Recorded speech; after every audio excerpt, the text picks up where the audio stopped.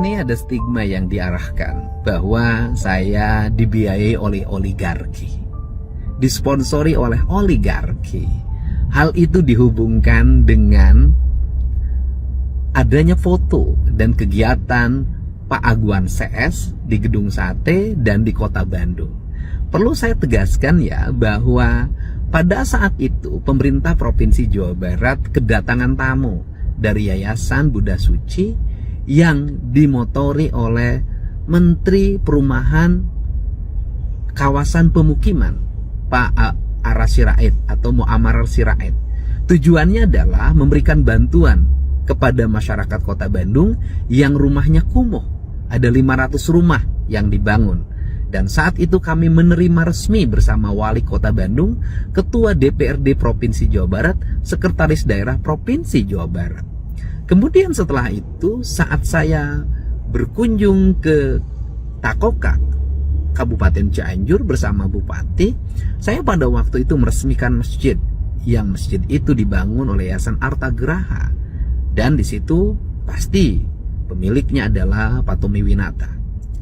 Komitmen kami dengan Pak Tommy Winata adalah satu, bersedia membangun mengembangkan daerah terisolir di wilayah Kabupaten Sukabumi, Kabupaten Cianjur, Garut dengan membangun batching plan. Dan selama berpuluh-puluh tahun wilayah itu menjadi wilayah terisolir.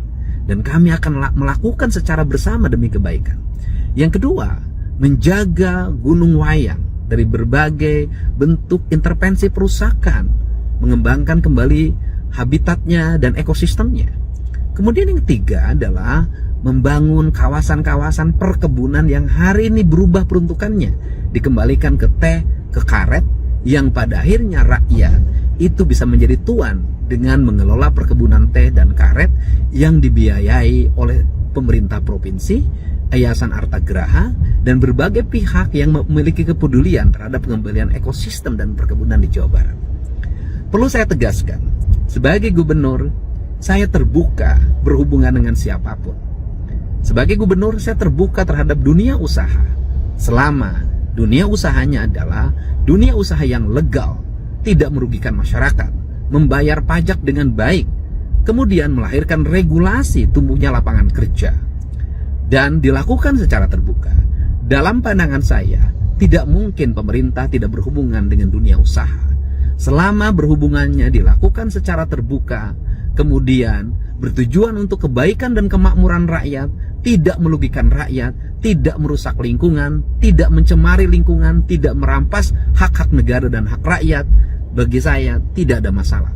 Lebih baik jadi pemimpin yang melakukan hubungan dengan kalangan pengusaha, di YouTube-kan, di TikTok-kan, di IG-kan, dilihat di media sosial secara terbuka apa yang dilakukan, dibanding dengan mengaku orang yang anti oligarki, seolah-olah berhadapan dengan oligarki, tetapi saat pemilu di belakang layar timnya mendatangi oligarki meminta bantuan untuk dana kampanye, atau di saat pemilu menggunakan fasilitas pesawat jet pribadi untuk kegiatan kampanye, padahal jet itu milik oligarki.